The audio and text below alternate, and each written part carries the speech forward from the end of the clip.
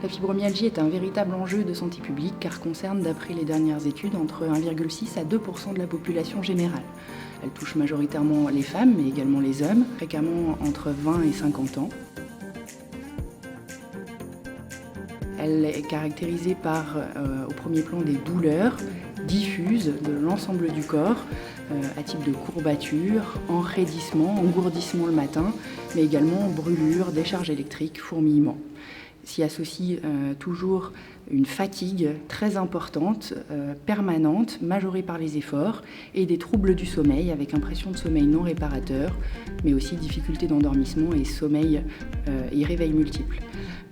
Il y a fréquemment d'autres symptômes comme des troubles cognitifs, troubles de l'attention, troubles de mémoire, troubles digestifs avec alternance diarrhée-constipation, impression de mauvaise digestion, intolérance alimentaire, palpitations, essoufflement à l'effort, troubles de vision, vertiges, gênes urinaires qui peuvent conduire à la consultation de multiples spécialistes.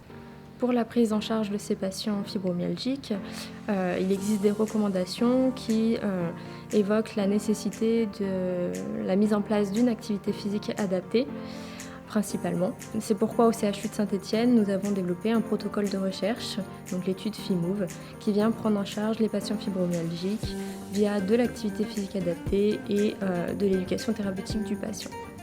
On propose à nos patients différents temps qu'on appelle donc éducation thérapeutique pour les aider en fait dans leur parcours. Donc on a un premier temps avec le docteur Root en fait qui est spécialisé en fibromyalgie.